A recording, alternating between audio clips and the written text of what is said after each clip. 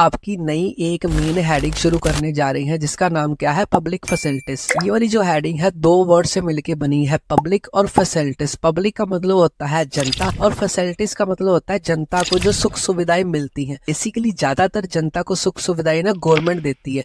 ये हम गवर्नमेंट द्वारा प्रोवाइड करवाने जाने वाली सारी पब्लिक फैसिलिटीज डिस्कस करेंगे, जिसको देखते हुए हम बोल सकते हैं हाँ भी वो जगह, वो देश, वो स्टेट डेवलप है। तो इस वाले पैरे की शुरुआत होती है आपकी इस लाइन से, जो क्या है, money in your pocket can not buy all goods and services that you may need to live well. इस लाइन का ये मतलब है मेरी जेब में या आपकी जेब में जितने भी पैसे हैं वो सारी की सारी गुड्स एंड सर्विसेज नहीं खरीद सकती एक वेल जीने के लिए, अच्छे जीने के लिए। पैसे के अलावा और भी बहुत सारी चीजें होती हैं जो पीछे डिस्कस कर ली, वो भी जरूरी होती हैं। और इस वाली स्लाइड में देखेंगे public facilities is also necessity for any development of country. I hope ये लाइन का आपको मतलब समझ आ गया। इसको और अच्छी तरह इलेबोरेट करता हूँ, जिसमें आपने क्या याद रखना है, to live well life we need public facilities. हमें अच्छा जीने के लिए पब्लिक फैसिलिटीज चाहिए भाई। उसमें से आपने कुछ एग्जांपल याद रखनी है, पब्लिक फैसिलिटीज कौन कौन सी चाहिए, जैसे गुड पीडीएस सिस्टम। अब अच्छा पीडीएस सिस्टम चाहिए। पीडीएस की फुल फॉर्म क्या होती है, पब्लिक डिस्ट्रीब्यूशन सिस्टम। इसका पहले मैं डेफिनेशन बता देता हूँ, फिर मैं आपको अच्छी तरह समझाता हूँ। Government provide food grains to the poor people at a affordable price. इस लाइन का ये मतलब है कोई भी देश है या कोई भी स्टेट है,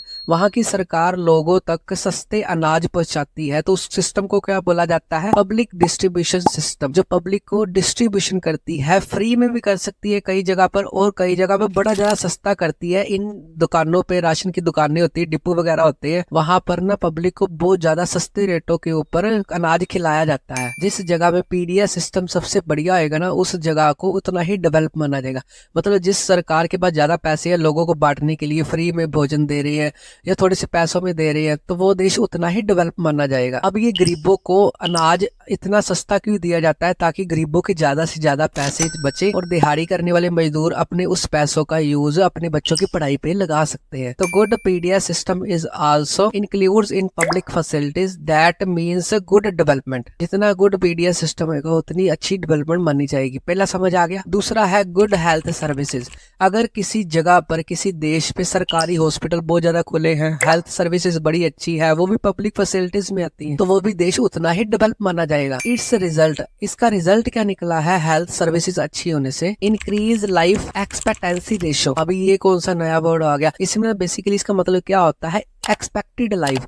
अगर एक जगह पर एक्सपेक्टेड लाइफ एक्सपोज करो, जैसे 70 साल है और एक जगह पर लोग 35 साल की उम्र में मर रहे हैं, और इसका बेसिकली डेवलपमेंट से बिल्कुल डायरेक्ट लेना देना है। जो 35 साल कवर करते ही मर रहे हैं, वो देश की डेवलपमेंट कम होगी, जो मैंने पीछे समझा दिया था। अगर वो जिंदा रहता तो हो सकता है देश की डेवलपमेंट में योगदान देता। और दूसरी तरफ जहां पर 70 साल एक्सपेक्टेड लाइफ है, वो देश उतना ही ज्यादा डेवलप करेगा। तो इसकी डेफिनेशन क्या बनेगी, average expected length of life of a person. जो एवरेज एक्सपेक्टेड लाइफ मानी जाती है किसी भी पर्सन की, उसको बोला जाता है एक्सपेक्टेंसी रेशियो। और इंडिया की आपने याद रखनी है, अभी एक्सपेक्टेड लाइफ कितनी है, तो वो कितनी है, 68.8 ईयर, मतलब अप्रोक्स माना जाए तो 69 ईयर अप्रोक्स इंडिया की एक्सपेक्टेड लाइफ है एवरेज। अब इससे ज्यादा भी हो सकती है, मैंने एवरेज बोला पूरी की पूरी इंडिया की। जितनी एक्सपेक्टेड लाइफ ज्यादा होगी वो देश उतना ही डेवलप माना जाएगा। एक्सपेक्टेड लाइफ बढ़ेगी कब, जब बढ़िया हेल्थ सर्विसेज होंगी। मान लो फॉर एग्जाम्पल कोरोना आया था, तो अगर किसी देश में हेल्थ सर्विसेज अच्छी हैं, उन्होंने इलाज कर लिया लोगों के सस्ते रेटों के ऊपर, तो वो देश उतना ही डेवलप हो गया, अपने लोगों की जान बचा ली। इसकी उलट अगर हेल्थ सर्विसेज ही अच्छी नहीं है तो वो देश उतना ही नीचे जाएगा, ऊपर नहीं जाएगा। तो समझ आ गया पीडीएस सिस्टम और हेल्थ सिस्टम। आगे बात करते हैं good education. Good education is also includes in public facilities that means good development. मतलब अगर डेवलपमेंट अच्छी चाहिए तो अच्छी हेल्थ सर्विस के साथ साथ हमारे पास अच्छी एजुकेशन भी होनी चाहिए। इसका इफेक्ट क्या पड़ेगा, अगर किसी भी जगह पर, किसी भी देश में, किसी भी स्टेट में एजुकेशन सिस्टम बढ़िया है तो इसका इफेक्ट पड़ेगा increase human development index. Human development index में उसको बढ़िया नंबर मिलेंगे। अब इंडेक्स का मतलब क्या होता है, एक रिपोर्ट होता है।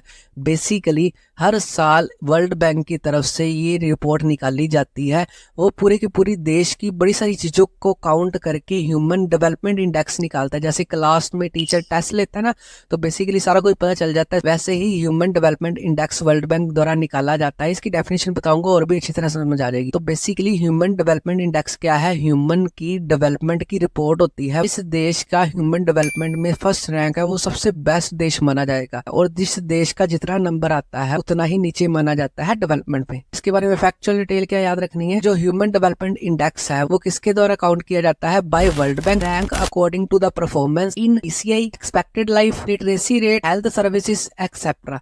जो वर्ल्ड बैंक है इन सारे क्राइटेरियाज को देखते हुए अलग अलग देशों में रहने वाले ह्यूमन बींग्स का एक इंडेक्स तैयार करता है, जिसमें PCI भी देखी जाती है, कौन सी देश की ज्यादा है, कौन सी देश की में कम है। एक्सपेक्टेड लाइफ भी देखी जाती है, लोग किस उम्र में मर रहे हैं और किस उम्र में नहीं मर रहे, कौन से देश में सबसे ज्यादा है, कौन से देश में सबसे कम है। लिटरेसी रेट देखा जाता है, कौन से देश में पढ़े लिखे कम है, कौन से देश में पढ़े लिखे लोग ज्यादा है, और हेल्थ सर्विसेज देखी जाती है, एक्सेट्रा सारी चीजें देखी जाती हैं जो पीछे मैंने बोली ना, वो भी इसमें मेंशन कर सकते हो। तो एक टेस्ट के रूप में वो सारी लिस्ट तैयार करता है हर साल। जिसका नंबर सबसे ऊपर आता है भाई वो सबसे बढ़िया डेवलप माना जाएगा देश, और जिसका नंबर जैसे नीचे आता रहेगा वो उतना ही कम डेवलप माना जाएगा। और ये रिपोर्ट पब्लिक किसके द्वारा की जाती है? वो आपने एक संस्था का नाम याद रखना है, UNDP। यू का मतलब यूनाइटेड, एन का मतलब नेशन, पी का मतलब डेवलपमेंट और पी का मतलब प्रोग्राम। मतलब यूनाइटेड नेशन का एक डिपार्टमेंट है, वो है ह्यूमन की डेवलपमेंट के ऊपर काम करता है, उसके द्वारा पब्लिश की जाती है हर साल। एग्जाम में क्वेश्चन आपको कैसे आएगा? PDS सिस्टम के बारे में आ जाएगा, हेल्थ सर्विसेज के बारे में आ जाएगा, गुड एजुकेशन के बारे में आ जाएगा। इसलिए यहाँ पर लाइन में लिखा है कि आपकी जेब में जो पैसा है वो सारी सर्विसेज नहीं खरीद सकता, उसके लिए ये भी होना चाहिए जो पब्लिक फैसिलिटी अभी हमने डिस्कस की है।